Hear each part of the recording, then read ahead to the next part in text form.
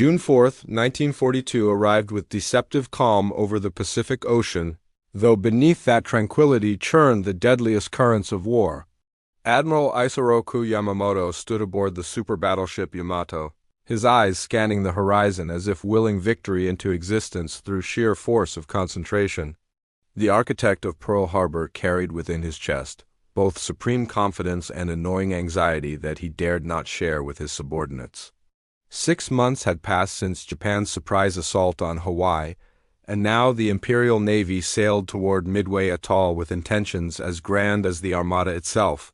4 fleet carriers, supporting battleships, cruisers, destroyers, and over 200 aircraft that would deliver what Yamamoto believed would be the final crushing blow to American naval power in the Pacific.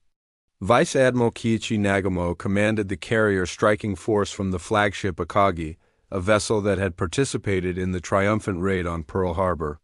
Around him sailed Kaga, Soryu, and Hiryu, the 4 most powerful carriers in the Japanese fleet, veterans all of the campaigns that had seen the rising sun ascend to dominance across Southeast Asia and the Western Pacific. According to Samuel Eliot, Morrison's historical account in History of United States Naval Operations in World War II, the Japanese force represented the most formidable concentration of naval aviation power ever assembled to that point in history. The crews aboard these vessels had tasted nothing but victory since the war began, and confidence bordered on arrogance as they steamed eastward through waters they considered their own. The plan conceived by Yamamoto possessed elegant complexity. A diversionary attack on the Aleutian Islands would draw American attention northward while the main force seized Midway, establishing a forward base that would threaten Hawaii itself. More importantly, the operation aimed to lure the remnants of the United States Pacific Fleet into a decisive engagement where Japanese superiority in ships, aircraft, and combat experience would annihilate the enemy once and for all. Intelligence suggested that the Americans possessed only 2 carriers in the region, perhaps 3 at most, while Japanese strength included not just the 4 fleet carriers, but also the light carriers Zuiho and Hosho providing additional support. Mathematics seemed to favor Tokyo overwhelmingly. Yet mathematics cannot account for human intelligence, determination, or the peculiar fortune that occasionally graces desperate causes. Unknown to Yamamoto and Nagamo, American cryptanalysts at station, HYPO in Pearl Harbor had achieved what the Japanese considered impossible. They had broken the Japanese naval code designated JUN-25. Commander Joseph Rochefort and his team of codebreakers worked in a basement facility, subsisting on coffee and determination, piecing together fragments of intercepted messages like archaeologists reconstructing a shattered vase. Through their efforts, Admiral Chester Nimitz knew not only that Midway represented the target, but also the approximate timing and composition of the Japanese force. This knowledge transformed everything. Rather than dispersing his limited forces to guard multiple potential targets across thousands of miles of ocean, Nimitz concentrated every available ship near Midway. Carriers Enterprise, Hornet, and the damaged but operational Yorktown, freshly repaired after the Battle of the Coral Sea in an impossibly short 72 hours, took position northeast of Midway, waiting in ambush for an enemy that believed itself the hunter. Rear Admiral Frank Jack Fletcher commanded the tactical force from Yorktown, while Rear Admiral Raymond Spruance led Enterprise and Hornet, 2 men whose decisions over the coming hours would reshape the trajectory of the Pacific War. The Japanese possessed superior numbers, better aircraft in some categories, and pilots whose training and experience exceeded their American counterparts. But the Americans held one advantage that outweighed all others. They knew the Japanese were coming, and the Japanese did not know they were expected. June 4th began for the Japanese at 4:30 in the morning when Nagamo launched reconnaissance aircraft to search the waters northeast of his position, standard procedure before any major operation. Yet this routine action concealed a critical flaw. One of the floatplanes from the cruiser tone experienced mechanical difficulties and launched 30 minutes late, creating a gap in the search pattern that would later assume catastrophic significance. The pilots assigned to reconnaissance duties flew their sectors mechanically, their attention dulled by months of missions that revealed nothing more threatening than empty ocean and distant clouds. While Japanese scouts droned through their searches, Nagamo prepared his first strike against Midway itself. 108 aircraft bombers, fighters, and torpedo planes lifted from the carrier decks at 4:30, their engines thundering across the pre-dawn darkness as they formed into attack formations and set course for the atoll. Lieutenant Joichi Tominaga led this force, a veteran airman who had participated in strikes from the Aleutians to the Indian Ocean. His mission was straightforward: neutralize Midway's air defenses and runway facilities, preparing the way for an invasion force that followed behind the carrier group. On Midway itself, radar operators detected the incoming Japanese formation at 5:34, while the attackers were still 93 miles distant.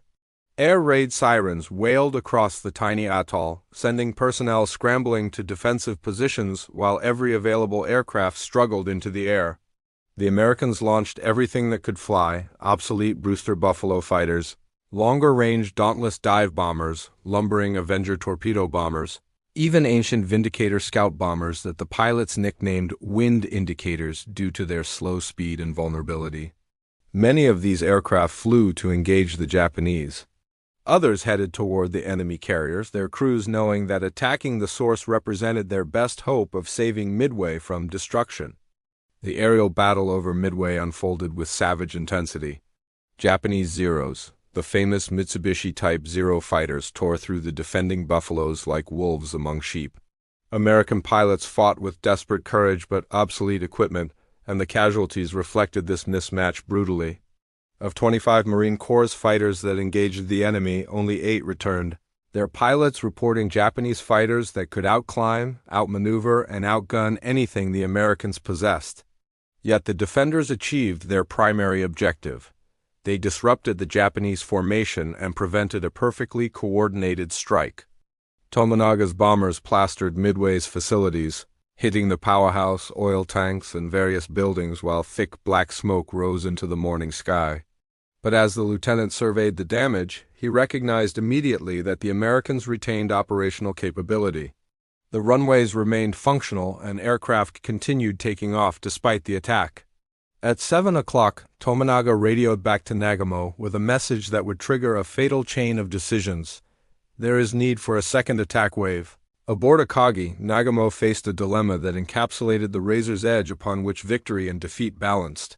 He had retained half his aircraft aboard the 4 carriers, armed with torpedoes and armor-piercing bombs for use against any American ships that might appear. But Tominaga's assessment suggested that Midway required additional strikes before invasion forces could safely approach. The admiral made his decision at 7:15, rearm the reserve aircraft with land attack ordnance and prepare for a second strike against Midway. Deck crews immediately began the laborious process of switching out torpedoes and armor-piercing bombs for high-explosive bombs, a procedure that required moving aircraft, opening magazines, and handling explosives throughout the hangar decks. 15 minutes later, at 7:28, the delayed reconnaissance aircraft from Tone reported what Nagamo dreaded hearing: sight what appears to be 10 enemy surface ships, bearing 10 degrees, distance 240 miles from Midway. The admiral's carefully constructed plan suddenly confronted an unexpected American naval presence. At 7:45, the scout pilot added devastating detail: enemy force accompanied by what appears to be a carrier. Nagamo found himself trapped in a commander's nightmare. Incomplete information demanding immediate decision while aircraft crowded his decks in various states of armament and fuel status. The admiral faced 3 options, each carrying terrible risk. He could launch immediately with whatever aircraft were ready, sending a weakened and poorly coordinated strike against the reported American ships. He could continue rearming for the Midway attack, gambling that the American carrier posed less immediate threat than unsuppressed shore facilities. Or he could reverse course entirely, rearming again with anti-ship weapons while recovering Tominaga's returning aircraft that were now running low on fuel. Military historians analyzing Nagamo's predicament have noted that no good choices existed, only degrees of catastrophic potential. Walter Lord's authoritative account, Incredible Victory, details how the admiral's staff argued these options with increasing urgency while precious minutes evaporated. Commander Minoru Genda, the air operations officer, advocated for immediate attack, arguing that striking the American carrier before it could strike them represented the only logical course. But Rear Admiral Tamanga Mukuchi, commanding the 2nd Carrier Division from Hiryu, urged caution, noting that a poorly coordinated attack against a prepared enemy carrier would waste irreplaceable aircraft and pilots. At 7:45, Nagamo made his choice: reverse the rearming process and prepare for an anti-shipping strike. Once again, deck crews swarmed over the aircraft, this time removing the land attack bombs just installed and replacing them with torpedoes and armor-piercing bombs. Aviation ordnance of every description littered the hangar decks and flight decks as crews worked frantically to complete the changeover. Fuel lines snaked across the decks where aircraft awaited refueling. Safety regulations established through hard experience were compromised in the race against time, creating conditions aboard all 4 carriers that resembled floating munitions warehouses awaiting a spark. While the Japanese ships churned with frantic activity, American aircraft from Midway reached the enemy fleet and began their attacks. These strikes, launched piecemeal as aircraft became available rather than in coordinated waves, achieved nothing except demonstrating extraordinary courage in the face of murderous defensive fire. 6 Navy Avenger torpedo bombers attacked at 7:10. 5 were shot down. 4 Army Marauder medium bombers followed. 2 fell to anti-aircraft fire and fighters. High-altitude Army B-17 bombers dropped their payloads from 20,000 feet, achieving 0 hits despite crew claims of multiple strikes. Marine dive bombers pressed attacks through walls of flak and swarming Zeros, losing more than half their number without scoring a single bomb on target. The Japanese defensive victory was complete but costly in ways not immediately apparent. Every attack forced the carriers to maneuver violently, disrupting deck operations and delaying the preparation of Nagamo's strike force. The admiral's pilots and gunners grew tired and less alert with each successive wave of attackers, though they remained confident in their ability to destroy any threat the Americans might present. More critically, these piecemeal attacks created an impression among Japanese commanders that they faced only Midway-based aircraft, with no indication that American carriers lurked nearby. At 8:30, Tomonaga's strike group returned from Midway, aircraft showing damage from anti-aircraft fire and some trailing smoke from damaged engines. Fuel gauges registered dangerously low, and several pilots radioed that they needed to land immediately or ditch in the ocean. Nagamo faced yet another excruciating decision: clear his decks to recover these aircraft, further delaying his strike against the American carrier, or leave them circling while he launched against the enemy. The admiral chose preservation of his veteran air crews over immediate offense, ordering the decks cleared for landing operations, while his strike aircraft, finally armed with torpedoes and armor-piercing bombs, were struck below to the hangar decks to make room. While Nagamo wrestled with cascading complications, the American carrier groups had been searching for the Japanese fleet since dawn. Fletcher aboard Yorktown launched 10 scout bombers at 4:30 to sweep the area where intelligence predicted the enemy would appear. Spruance, commanding Enterprise and Hornet, chafed at the delay but held position per Fletcher's orders, waiting for definite contact reports before committing his limited aircraft to what might be empty ocean. The Americans understood their disadvantage in numbers and could not afford to waste strikes on phantom targets or incorrectly plotted positions. At 5:34, the same moment, Midway's radar detected the incoming Japanese strike. A scout plane from Yorktown radioed the report every American had been awaiting.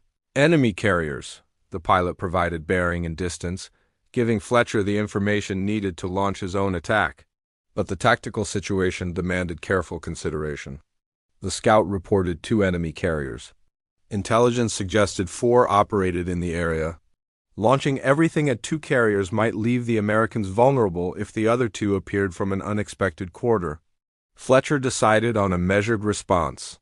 Spruance would strike with Enterprise and Hornet while Yorktown held half its aircraft in reserve. At 7 o'clock, Enterprise and Hornet began launching their strike groups into the morning sky. 116 aircraft dive bombers, torpedo bombers, and fighters roared off the carrier decks in a carefully choreographed dance that demonstrated months of practice. Commander Stanhope Ring led Hornet's air group while Lieutenant Commander Wade McCluskey took Enterprise's formation. The plan called for the groups to rendezvous, coordinating their attack so that torpedo bombers would strike low, forcing Japanese fighters down to defend, while dive bombers plunged from altitude above. Coordination was everything. Piecemeal attacks had failed all morning, proving that unsupported torpedo bombers could not survive the defensive gauntlet of Zeros and anti-aircraft fire. Yet the best plans dissolve in the friction of combat. Ring led Hornet's aircraft on a course based on the initial contact report, assuming the Japanese would continue toward Midway. But Nagamo had turned his fleet north-northeast, moving away from the predicted position. Ring's group found empty ocean where the enemy should have been. Rather than search, the Hornet Group commander continued on the original course, leading his aircraft farther from the Japanese with every passing minute. When fuel gauges registered critical levels, Ring ordered his fighters and dive bombers to return to base, though the torpedo bombers under Lieutenant Commander John Waldron broke formation, Waldron believing the Japanese must lie to the west. Enterprise's McCluskey also found empty ocean at the expected intercept point, but this squadron commander made a different choice. Rather than give up, McCluskey initiated a search pattern, his dive bombers sweeping back and forth across the ocean while fuel gauges dropped toward the point of no return. For 30 minutes his squadrons found nothing but endless waves, and McCluskey knew that soon he would need to choose between continuing the search or ensuring his aircraft had enough fuel to return to Enterprise. John Waldron had commanded Torpedo Squadron 8 for only a few months, but his pilots considered him a leader who inspired confidence through competence and courage. Before launching that morning, Waldron had told his men that if they encountered the Japanese fleet, nothing would stop him from attacking, and he expected every pilot to follow him in. Now that promise transformed from abstract concept to immediate reality as 15 slow, vulnerable aircraft approached the most powerful concentration of anti-aircraft firepower in the Pacific. The squadron descended toward attack altitude barely above the wave. Topswhile ahead the Japanese fleet erupted in defensive fire. Black puffs of exploding anti-aircraft shells filled the sky while tracer fire arced toward the approaching Americans, like deadly fireworks. More terrifying still, Zero fighters dove from above, their wing-mounted machine guns and cannon spitting fire. The Zeros possessed overwhelming advantages in speed and maneuverability, and the Devastators could neither run nor dogfight. They could only fly straight toward their targets while gunners in the rear seats fired hopelessly at attackers that seemed to materialize from every direction. One by one, the Devastators fell. Aircraft exploded in mid-air as cannon shells found fuel tanks. Others crashed into the ocean trailing smoke and flames. Some pilots tried desperate evasive maneuvers, but the slow, heavy torpedo bombers responded sluggishly to control inputs while Zeros pressed attacks from astern and abeam. Waldron's own aircraft took hits, staggered through the air, then plunged into the Pacific, taking the squadron commander with it. Within minutes, all 15 Devastators were destroyed. Not a single torpedo struck a Japanese ship. Only one man survived, Ensign George Gay, whose aircraft crashed near the Japanese fleet, leaving him floating in the water among the wreckage of his squadron's final attack. Yet Torpedo Squadron 8's sacrifice was not futile, though the crew members who died could not know this. Their attack forced every Japanese carrier to maneuver radically, further disrupting deck operations and preventing Nagamo from launching his strike. More importantly, their low-altitude approach drew every Zero fighter down to wave-top level, leaving the upper air undefended just as the decisive moment approached. Even as Torpedo Squadron 8 perished, 2 more American torpedo squadrons reached the Japanese fleet. Torpedo Squadron 6 from Enterprise and Torpedo Squadron 3 from Yorktown, each arriving independently, pressed their attacks with the same desperate courage Waldron's men had shown. The results proved equally devastating. Of 14 aircraft from Torpedo Squadron 6, only 4 survived. Of 12 from Torpedo Squadron 3, only 2 returned. The ocean around the Japanese fleet became littered with burning wreckage and drowning aviators, while Japanese sailors and pilots celebrated what appeared to be another comprehensive defensive victory. Aboard the 4 Japanese carriers, the morning's events had created an atmosphere of controlled chaos. Nagumo's flagship Akagi recovered the last of Tominaga's aircraft by 9:18, and crews immediately began preparing the strike force for launch. 93 aircraft awaited on the decks and in the hangars, bombers armed with torpedoes and armor-piercing bombs, fighters to escort them, all fueled and ready. The mechanics of launching would require perhaps 30 minutes spotting aircraft on deck, starting engines, providing final briefings. By 10 o'clock, perhaps 10:30 at the latest, the Japanese strike would be airborne and heading toward the American carriers. Wade McCluskey's decision to continue searching despite dwindling fuel reached its moment of decision at 9:55. The Enterprise dive bomber commander had led his squadrons in expanding square searches, finding nothing but empty ocean while fuel gauges registered increasingly desperate readings. If he continued much longer, his aircraft would lack fuel to return to the carrier, forcing his pilots to ditch in the Pacific far from any rescue ship. McCluskey knew that abandoning the search meant the Japanese might strike unopposed, but leading his men to their deaths through fuel exhaustion would serve no purpose. Then, at the moment of decision, a white wake appeared on the ocean far below. McCluskey circled lower, identifying a Japanese destroyer moving at high speed toward the northeast. The warship was Arashi, which had been detached to depth charge the American submarine Nautilus after that vessel attempted a torpedo attack earlier. Now Arashi rushed to rejoin the main fleet, and McCluskey made the intuitive leap that saved the American force. The destroyer must be returning to the carriers, so following it would lead to the target. At 10:20, McCluskey's gamble paid off with interest. The clouds ahead broke open, revealing 4 Japanese carriers in a perfect box formation, their decks crowded with aircraft in final preparation for launch. The moment existed outside normal time after hours of searching. Suddenly the enemy appeared exactly as vulnerable as circumstances could make them. McCluskey radioed his squadrons, "Attack." The geometry of the coming strike could not have been more favorable had it been choreographed. Enterprise's Bombing Squadron 6 under Lieutenant Richard Best took position over the nearest carrier Akagi, while Scouting Squadron 6 under Lieutenant Wilmer Gallagher dove on Kaga. Higher still, Yorktown's Bombing Squadron 3 under Lieutenant Commander Maxwell Leslie had also arrived over the Japanese fleet, their presence unknown to McCluskey's group, and they rolled into their attack dives on Soryu. 3 American dive bomber squadrons, totaling 54 aircraft, struck 3 Japanese carriers simultaneously. The dauntless dive bomber, though not glamorous or celebrated like fighters, proved itself the supreme weapon of the Pacific War in that moment.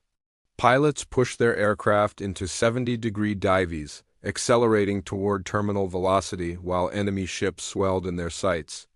Anti-aircraft fire exploded around them. The Japanese had plenty of warning, but hitting a target, diving at 300 miles per hour required either extraordinary luck or overwhelming firepower, and the scattered position of the American attacks divided the defensive fire. Pilots released their 1,000-pound bombs at low altitude, pulling out of their dives so close to the water that some aircraft took spray across their canopies. Akagi, Nagumo's flagship, received 2 bomb hits in rapid succession. The first struck the edge of the carrier's deck near the centerline elevator, penetrating to the hangar deck where it exploded among aircraft being armed and fueled. The second bomb hit farther aft, blasting through the flight deck and detonating in the upper hangar among additional aircraft. Within seconds, the carrier transformed from a powerful warship into a floating pyre. Fuel vapor ignited, triggering secondary explosions that tore through the ship's compartments. Aviation ordnance bombs, torpedoes, ammunition that had been stacked on decks during the frantic rearming operations detonated in cascading sympathetic explosions. Kaga suffered even more catastrophically. 4 bombs hit the carrier in quick succession, one striking near the forward elevator, another amidships, 2 more aft. These strikes penetrated the flight and hangar decks, exploding among fully fueled aircraft loaded with torpedoes and bombs. The entire forward section of the ship erupted in flames as aviation fuel spread across the wooden flight deck. Magazines began cooking off, sending shock waves through the ship's structure. Within minutes, Kaga had transformed from a functioning carrier into a blazing wreck. Soryu, smallest of the four carriers, took 3 bomb hits concentrated amidships. The strikes penetrated to the hangar deck where Tomonaga's returning aircraft had recently been recovered, many still containing fuel and some with unexpended ordnance. The concentrated hits created an instant inferno that spread throughout the ship faster than damage control parties could respond. Secondary explosions blew out the sides of the hangar, hurling burning debris and men into the ocean. The attack lasted perhaps 5 minutes from first bomb release to last, yet those 5 minutes rewrote the Pacific War's trajectory. 3 of Japan's 4 fleet carriers blazed uncontrollably, their decks twisted wreckage and their hangars roaring furnaces that cremated hundreds of sailors and airmen trapped below. Damage control parties fought desperately to save their ships, but the concentrated secondary explosions made efforts largely futile. Akagi's engineering spaces remained functional, and the carrier maintained way, but fires spread too quickly for containment. Captain Taijiro Aoki ordered the ship abandoned at 7:15 that evening, and Japanese destroyers delivered the final mercy blow with torpedoes the following morning. Kaga sank first, overwhelmed by uncontrollable fires and progressive flooding from damage below the waterline. The carrier went down at 7:25 that evening, taking Captain Jisaku Okada and 800 crew members with her. Soryu followed quickly, succumbing to her wounds at 7:30 after Captain Ryosaku Yanejimoto chose to go down with his ship, his voice heard singing the Japanese national anthem as the carrier slipped beneath the waves. Only Hiryu remained operational from Nagumo's once invincible carrier force. Rear Admiral Yamaguchi, commanding from this last functional carrier, immediately prepared a counterstrike despite knowing his single carrier faced 3 American ones. At 10:40, while the other carriers still burned, Yamaguchi launched 18 dive bombers and 6 fighters toward the reported position of the American fleet. This strike, led by Lieutenant Michio Kobayashi, found Yorktown and achieved what seemed like perfect revenge: 3 bomb hits that set the American carrier afire and forced her to abandon speed. Fletcher transferred his flag to the cruiser Astoria, yielding tactical command fully to Spruance, while Yorktown's crew fought their fires and gradually restored some functionality. The carrier had just regained partial operation when a second strike from Hiryu-10 torpedo bombers escorted by 6 fighters arrived at 2:45. 2 torpedoes struck Yorktown, tearing open her port side and flooding engineering spaces. The carrier listed heavily and Captain Elliot Buckmaster ordered abandoned ship, believing the vessel doomed. Yet Hiryu's successes proved Pyrrhic. American scout planes located the last Japanese carrier, and Spruance ordered an immediate strike. At 5 o'clock, 24 dive bombers from Enterprise found Hiryu and achieved what had become the pattern of the day: multiple bomb hits that penetrated to the hangar decks and triggered catastrophic secondary explosions. Yamaguchi, recognizing his carrier's fate, chose to remain aboard. Hiryu burned through the night before sinking the following morning, taking 716 men down with her, including the admiral who had advocated for aggressive action throughout the battle. Yamamoto, receiving reports of the disaster from his position aboard Yamato 300 miles to the west, attempted to salvage something from catastrophe. He ordered all available surface ships toward Midway, hoping to force a night surface engagement where Japanese superiority in battleships and cruisers might reverse the day's disasters. But Spruance, recognizing the trap, refused the gambit and withdrew eastward during the night, preserving his carriers rather than risking them in the darkness where American advantages in intelligence and air power would not apply. On June 6, American aircraft located and sank the cruiser Mikuma, damaged in a collision the previous night, while the submarine Nautilus delivered the final blow to Yorktown, which had remained afloat despite abandonment and was under tow when torpedoed. The carrier that had survived the Coral Sea, been repaired in impossible time, participated in the Battle of Midway, and weathered both bomb and torpedo attacks, finally succumbed to submarine warfare, sinking with the destroyer Hamon that had been providing assistance. The Battle of Midway ended Japanese offensive capability in the Pacific theater. 4 fleet carriers, their highly trained air crews, and hundreds of irreplaceable aircraft had been destroyed. Japan would build more carriers and train more pilots, But never again would they achieve the concentration of experienced naval aviators that had dominated the war's first 6 months. The myth of Japanese invincibility shattered across those few minutes when American dive bombers struck from above with deadly intent, their bombs transforming the most powerful carrier force afloat into burning wreckage. Admiral Nimitz, evaluating the battle's significance, noted that the victory belonged not to any single person or unit but to American intelligence that broke enemy codes, to repair crews that made Yorktown operational against all odds, to torpedo squadron pilots who sacrificed themselves drawing enemy fighters low, and to dive bomber pilots whose skill and courage exploited the opening created. The battle validated what many had doubted, that American industrial capacity, determination, and fighting spirit could overcome initial Japanese advantages and reverse the war's momentum. The coordination that had carried Japan through 6 months of unbroken victory ended when Midway struck from above with deadly intent, and nothing in the remaining 3 years of war would restore what vanished in those 5 devastating minutes on June 4, 1942.